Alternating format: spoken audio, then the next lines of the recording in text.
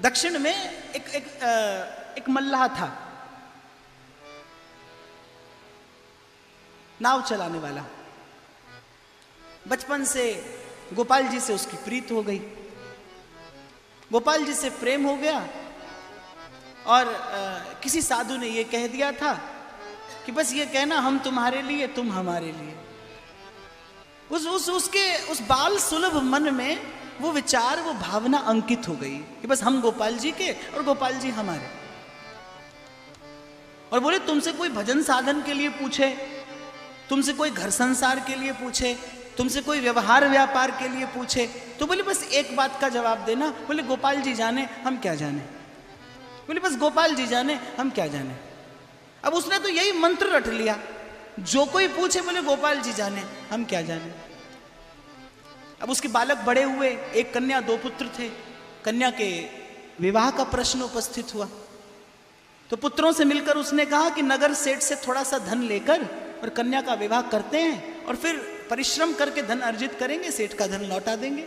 पढ़ा लिखा था नहीं, सेठ से धन लेकर कन्या का विवाह कर दिया और पुत्रों के साथ मिलकर परिश्रम किया, धन अर्जित किया और सेठ का धन लौटा दिया।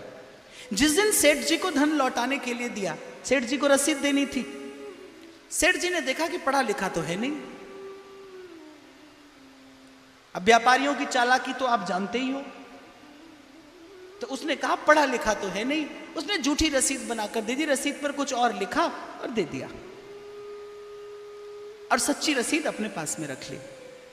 और कुछ दिनों के बाद उस मल्लाह पर मुकदमा कर दिया कि इसने मेरा धन नहीं लौटाया।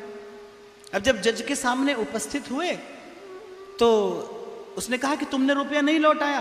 बोले हुजूर मैंने रुपया लौटाया।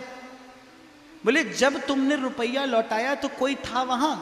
बोले हाँ हमारे गोपाल जी थे, क्योंकि हम तो जहां जाते हैं उन्हीं को संग लेकर जाते हैं। बोले रसीद कहाँ है। बोले ये माई बाप ये रसीद है। अब रसीद देखी तो रसीद पर तो कुछ लिखा था नहीं, रुपए की देनदारी संबंधित कोई बात नहीं लिखी थी। तो जज ने कहा कि ये तो रसीद ठीक नहीं है, कोई और रसीद होगी। बोले हमारे पास तो यही है, अब असली रसीद के बारे में गोपाल जी जाने हम क्या जाने। तो बोले कौन है ये गोपाल जी। तो बोले हम उनके हैं वो हमारे हैं। तो बोले कहाँ रहते हैं। बोले जहां हम रहते हैं। बोले तुम कहाँ रहते हो। बोले जहां गोपाल जी रहते हैं। अब जज समझ गया, लेकिन कहते हैं सच्चाई की अपनी एक चमक होती है, सत्य का अपना एक आभा मंडल होता है। जज संस्कारी था, वो उसको